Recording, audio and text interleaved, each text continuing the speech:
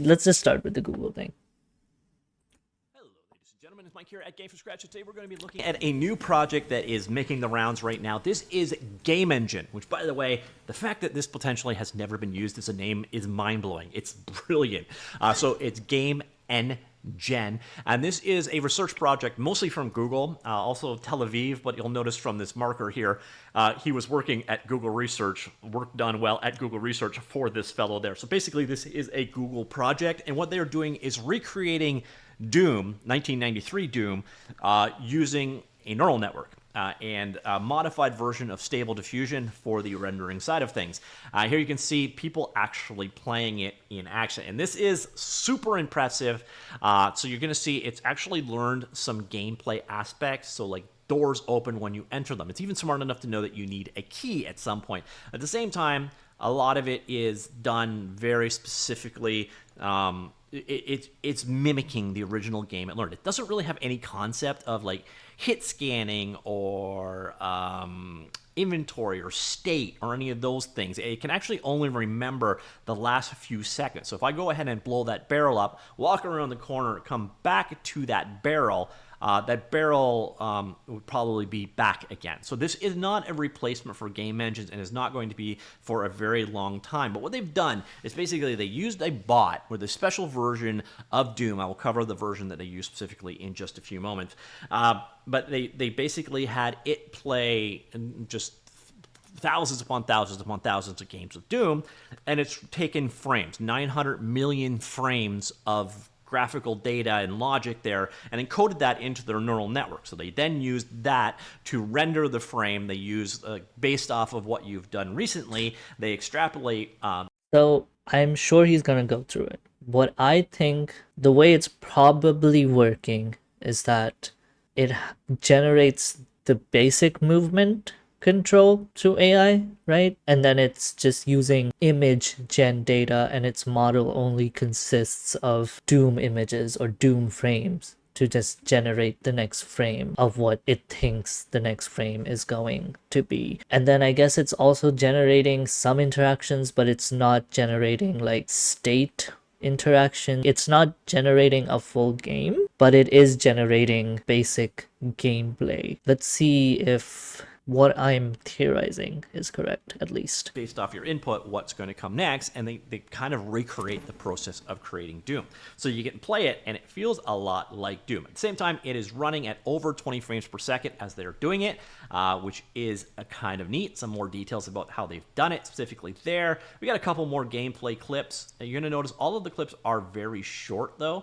So generally, they don't, again, it's that lack of permanence that really... That's probably the smoke and mirrors part, right? The fact that they're showing only short amounts of gameplay probably means that where they cut the video is probably where the gameplay starts breaking up. But they got their clips, so they can use that smoke and mirror. Kind of trips it up. So this is not Doom.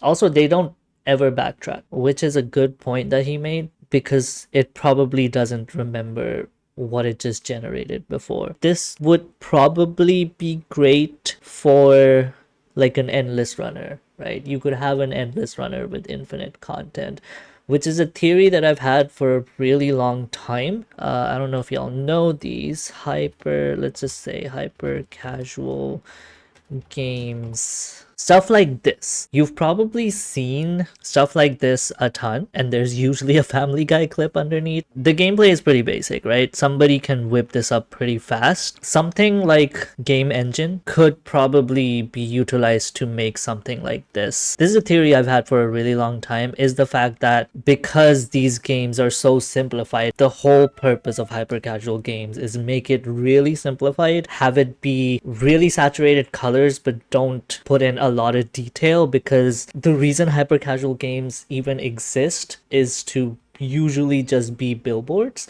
So like the colors are really saturated. Like this looks like a Mr. Beast thumbnail because they are trying to attract like really small children on an iPad that their parents have given them. You mean the part where they fall on purpose, like in those ads to drive engage? No, I'm not even talking about the ads. I'm talking about the actual games. The games are usually created to attract, and yes, the rage bait engagement ad farming is a way of them to get players. But once they have the players, the kind of player they're looking for is usually a really young audience, because they want to fill this kind of game up with a lot of ads. The people that are probably going to be the most excited about something like this are going to be the people that are already creating those hyper casual games, because it can just endlessly generate something, right? We're not seeing them actually backtrack in the Doom demo because of the fact that it probably doesn't remember what's back there, and it doesn't need to remember what's back there. For a game like Doom, it probably does, but for a hyper casual game or any kind of like endless runner where the goal is to be really, really simple and just drive enough engagement so that you can lead to the next ad, which is usually what the mobile market is. They just kind of want you to get to the next ad and then also make it really difficult for you to close the ad, which is a whole different thing we're not going to get into. Doom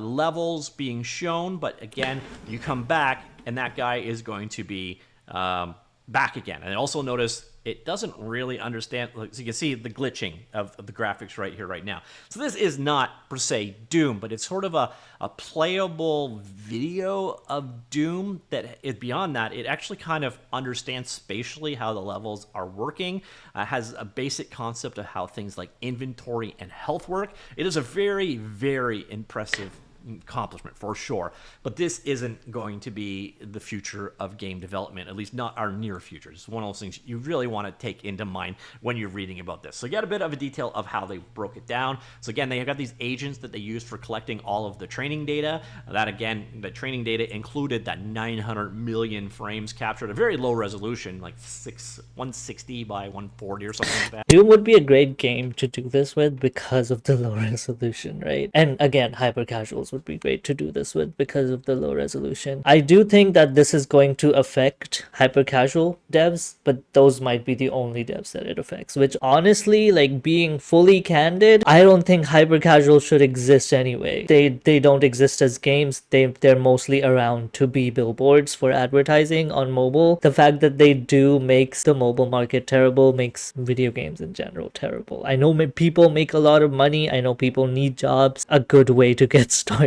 in game dev is get into like a hyper casual studio, usually because they're always hiring, but they have terrible working conditions and they don't pay you well, and it's a bad time all around. Usually just driven by greed and capitalism. And so if they go away because of something like this, I'm okay with it. I feel like they won't go away. They would just get like, it would be a deluge of hyper casuals up until a point where gamers actually stop playing them because they become so utterly garbage because they're just being AI generated. All of those frames are then fed in accordingly. They do the rendering for the modified, repurposed version of Stable Diffusion's model for doing it, and then also they've got some more logic on top of it. Other projects working on things like Game Jam. Game Jan, there's what they're getting for visual fidelity based off the other projects that are working on similar. Here is how the interactive world simulation is set up, way beyond what I want to get into in this particular thing. But again, I want you to realize this isn't a game with game logic like you would have in like Unreal or Unity or whatever. This is quite literally kind of cosplaying a game, if that makes sense. Bad games before Gen AI that were still the good kind of bad games versus games nowadays. Define what you mean by bad games there. I feel like bad games have always been a thing, and Gen AI is just kind of making that worse. But it hasn't really creeped in that much, to be fair. Like right now, Gen AI is usually used for art stuff a lot, but you don't really see it that much because it's not at the level yet where it can actually replace someone, especially for game dev. For like other art things, like there's already a deluge of children's books and art books and art paintings and obviously stuff like NFTs, because again, those are still images, right? There is a vast amount of still image AI generation stuff that's just flooding the markets that people hate already. Anytime you see a painting with an extra finger, you can roll your eyes at it. But it hasn't gotten to the point where game assets are being produced that much in Gen AI. There are companies and people trying to do it, but they're not to the level where they can do it in a convincing manner. Especially if you look at like the Web3 space, where their entire goal is to create something that's convincing convincing enough for people to buy whatever shitty coin that they are shilling, they get away with it to a point where they do get some unsuspecting people to buy some shitty coin that they are shilling. But that's about it, as much as it's infiltrated so far. I'm sure we will see more of it. We just haven't seen a lot of it yet. At least in my experience so far, I haven't seen too much usage of Gen AI. Bad but fun bad versus just bad. Yeah, I mean, poorly made fun games versus unfun made for profit games, I guess is what I would call it.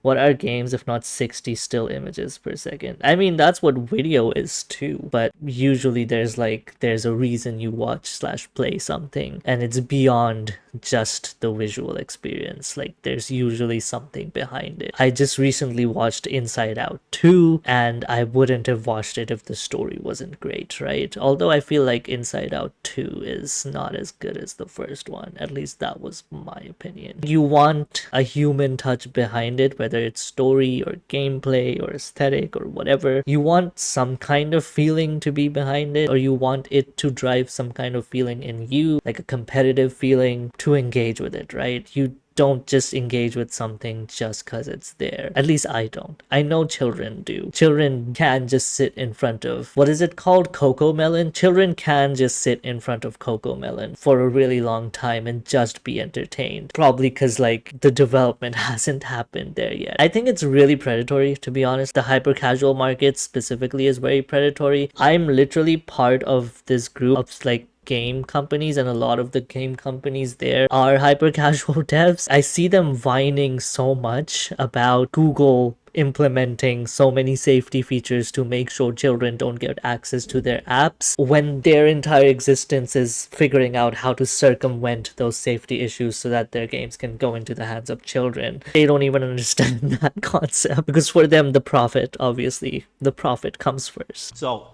over the last previous frames, here's what they did, and then it extrapolates, okay, well, the next frame is going to be this. And then there's what it should have been. So again, the previous training frames, and then it does this. Previous training frames, and then it does this. So you can see it actually really did a good job of simulating exactly what Doom would have done. But again, it is basically fakery at this point in time. But there are definitely some areas that you want to be aware of in terms of the capabilities. So you get to the bottom of this one. They have a breakdown of some of the limitations there. They run into definitely memory model. They do some trickery here for it specifically. So, for example, the rendered view, the model learns to infer the player's location, and from the ammo and health tallies, the model might infer whether the player has already been through an area and defeated the enemies there. That said, it's easy to create simulations where the context length is not enough. Continuing to increase the context size with our existing architecture yields only marginal benefits. That is basically the object persistence I've been talking about in the past. That is one of the flaws of this system. Second important limitations are the remaining differences between the agent's behavior and those of human players. For example, our agent, even at the end of training, still does not explore all of the game locations and interactions, leading to erroneous behaviors in those cases. So what they're saying there basically is the agent they used to train and learn the game never made it through the entire level. So the parts where So they just got bad gamers to train bad AI, right? They got someone who wasn't a completionist to get the frames to completely recreate Doom. They didn't get all the frames of Doom, man. They gotta get like a speedrunner in there. Now, I feel like a speedrunner would ruin the experiment, but they gotta get someone who actually plays Doom to play through Doom for their Gen AI, right? those agents didn't make it to, it never learned how to play the game in those areas. So there's areas were going to be either non-existent or wonky when they get there. What we're learning is Google AI researchers are bad at playing Doom. Future work, so they Oh, demonstrated that okay, it wasn't interested to test other games. wasn't actual humans playing it. Software. We note that nothing in our technique is doomed. I'm so confused. Well, game engine manages to maintain game state accurately. It isn't perfect. Honestly, they should get game journalists to train Gen AI so that the AI is just bad, right? It doesn't create good games. It can never be used because it was trained through game journalist gameplay data. But I think what they did was they programmed something to go through the game and get the data rather than getting actual human data, which probably would take a lot longer. And the thing that they programmed wasn't good enough to go through the entire game because they didn't technically need to go through the entire game to sort of do this proof of concept. Discussion of above. You even see it in some of the videos. So you can see one where the ammo count goes like 32, 18, 32, 32, 18, 32, 18. Because it doesn't really understand what ammo is. It just knows to draw it on screen. So I don't know if there's even an understanding of every time it sees. It might be smart enough to be encoded that it sees a muzzle flash drawing, take the ammo count down by 1, but it doesn't really know what a bullet is, what ammo is. It's faking it. Just one of the most important things to really understand there. Key difference to it in a real game engine. So that's definitely one of the areas. Also, you got limitations for memory and the actual machines that it's underlying running on. So it would be interesting to experiment with further optimization techniques to get it to run at higher frame rates and on consumer hardware. And then they get into where they think that this could go. And I think that they're a little optimistic in terms of where this could be ultimately used. I mean, they have to sell themselves, so Today, video obviously. games are programmed by humans. Game Engine is proof of concept for one part. Training on video, I think would probably, he specified it earlier. They got frames that were, I think it was like 120 by something, like really low resolution frames. A video off of YouTube probably at that resolution has more artifacting than just natively recoding Doom to run on that resolution and then just getting your frames. I mean, obviously they're gonna figure out how to make it better, optimize it better, and also make it faster. Because right now it's running at 20 plus frames. It could very easily run at 50 plus frames as well. Of a new paradigm where games are weights of a neural model, not lines of code. Game Engine shows that an architecture and model weights exist such that a neural model can effectively run a complex game interactively on existing hardware. While many important questions remain, we are hopeful that this paradigm could have important benefits. For example, development process for video games under this new paradigm might be less costly and more accessible, whereby games could be developed and edited via textual descriptions or example images. A small part of this vision, namely creating modifications or novel behaviors for existing games, might be achievable in the shorter term. I don't see that, to be honest, because this won't integrate into existing games. See, it only can generate from what it knows, right? So I guess aesthetically, if they wanted to put a new character in, they could probably show it images of the new character, and it could probably put a new character in the level and have it move around, right? But the interactions, like it probably cannot, let's say you want to put in a rocket launcher, right? It probably doesn't know what a rocket launcher is to put that mechanic in the game, so it couldn't put a new character holding a rocket launcher doing parkour jumps if it hasn't been shown those things being done. So really it could only recreate what it knows, which is pretty much the thing with all AI. Like, as much as people like to say, oh my god, AI is going to generate new things and change the world, usually it just recreates what it knows, right? What you tell it is what it can recreate. So again, something like Doom, which already exists, could probably be recreated with AI, but with something like this with Gen AI. But I don't think this could go to the point where it creates something completely new. You could make it recreate something that already exists with some variations, and those variations would need to be really simple variations. So they're really optimistic. I went into this video because I only saw sort of Twitter clips of this happening and I didn't know what was going on. I went into this video being a little less optimistic because, you know, it's like it's targeted in a way where it's like, oh my god, game developers are no more because they just have this thing that can just make a game now. But that's not what it is, so I think I'm okay with it though. Wasn't it like AI generated pixel graphics are just fake pixels where pixels have the wrong? Yeah, AI generated pixel art is really bad because pixel art is very precise and it uses a lot of mixels. Mixels are when pixels in a pixel art image are of different variable sizes.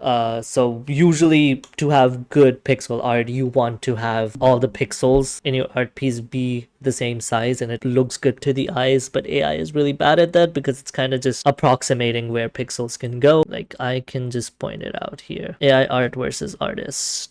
I mean, this is really bad. Like, these are pretty okay. Again, can't tell. Pixel avatar generator. So I don't know if they're like, they're okay. They would pass as still images. Like if you wanted still images, they would pass. But if you look at them individually, like things are off, right? Pixels are off. There's like the inconsistencies with the lines. They're like somebody who does pixel art, or somebody even who's played a lot of like pixel based games, would probably look at this in a game and go like, I could probably do better. I'm more optimistic after seeing this video than I was before, that